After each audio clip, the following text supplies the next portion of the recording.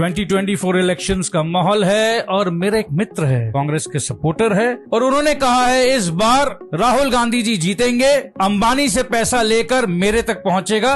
Wealth distribution की कोई scheme है उनके पास। तो भाई ये स्कीम क्या है? बीजेपी के पास है ऐसा कोई स्कीम? आप सोचिए, क्लास में दो बच्चे पढ़ रहे हैं, एक 95% लाता है और एक 30%। सपोज कीजिए वहाँ का टीचर है राहुल गांधी, उसने डिसाइड किया कि 95% के मार्क्स और 30% के मार्क्स दोनों को एवरेज आउट कर देते हैं। फर्स्ट सेमेस्टर में दोनों के 55-60 मार्क्स आ गए। बड़ा वाला तो खुश नहीं होगा, फेल होने वाला था वो खुश हो गया।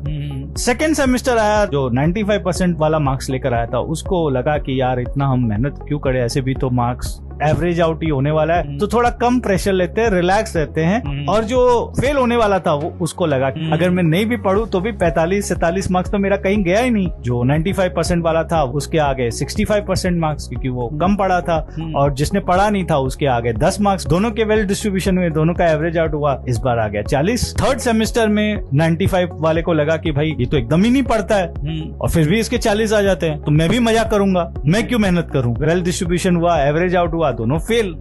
सो बेसिकली आप ये इंसेंटिव दे रहे हो कि आप मेहनत मत करो, आप काम मत करो, क्योंकि एनीवे आपकी संपत्तियां, आपकी प्रॉपर्टी, आपकी एसेट ले ली जाएगी और ऐसे लोगों में बांट दी जाएगी जो कुछ काम नहीं करते। मतलब आप सोच लीजिए, अंबानी जी 3 जनरेशन से मेहनत करके जो वेल्थ क्रिएट किए हैं, आप जो काम करते नहीं हो, आप सिर्फ आईपीएल देखते हो, ड्रीम 11 में आप जुआ खेलते हो, बेसिकली वो पैसा आपके पास आ जाए, अल्टीमेटली दोनों इक्वल हो जाए। दोनों क्या करोगे? दोनों समोसा की दुकान खोलोगे। अब समोसा की दुकान है, अंबानी की चल पड़ेगी। क्यों चल पड़ेगी? क्योंकि वो अच्छा बिजनेसमैन है, उसको आता है समोसा बेचना, वो बेच देगा, और आपका समोसा बिकेगा नहीं क्योंकि आप तो ड्रीम 11 खेल रहे होगे। तो अल्टीमेटली वापस वेल्थ डिस्ट्रीब्यूशन होगा, वापस 5 साल होगा, वापस राहुल गांधी जी वेल्थ डिस्ट्रीब्यूशन लेकर आएंगे। अब फिर क्या होगा? आप दोनों कहां पहुंचोगे? मूढ़ी की दुकान खोलोगे, झाल मूढ़ी बनाओगे। तो आप धीरे धीरे करके नीचे आते जाओगे, अल्टीमेटली दोनों भीख मांगने लग जाओगे।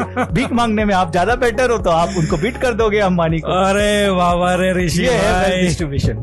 मतलब लास्ट में आपने ये समझा दिया कि भीख मांगने तक का नौबत आ जाएगा जिसमें आप बेटर हो। वेनेजुएला में यही हुआ था। Venezuela was one of the richest country. सबसे ज्यादा अगर क्रूड ऑयल है तो वेनेजुएला में है। उनके दिमाग में भी ये कीड़ा आया कि वेल डिस्ट्रीब्यूशन करना चाहिए, let's not incentivise the good performance. सारे लोग वहां पर काम करना छोड़ दिए, सब कोई डिपेंडेंट ऑन गवर्नमेंट हो गए कि भाई गवर्नमेंट हमें स्टडीज देगा, एजुकेशन देगा, खाना देगा, इनकम देगा। जब आप काम नहीं करोगे और आपकी पॉपुलेशन अगर इंसेंटिवाइज नहीं होगी काम करने के लिए, तो ओब्वियसली आपका वेनेजुएला वाला हाथ होगा। आज ये हालत है कि वेनेजुएला की करेंसी बुरी तरह से डिप्रिशिएट है। वहां पर इन्फ्लेशन एकदम ट्रिपल डिजिट, 4 डिजिट तक चला गया है। आप सोच लीजिए, 1 किलो अगर आप वेजिटेबल भी लेते हो तो आपको मिलियंस ऑफ बॉलीवर लगता है। जो आपके यहाँ 50 रुपए में टमाटर आ जाते होंगे, वही वहां पर 5 मिलियन बॉलीवर्स पे 1 किलो टमाटर आएगा। So this is what happens with the wealth distribution. तो मुझे लगता है कि wealth distribution is not a right thing for India. We should work hard,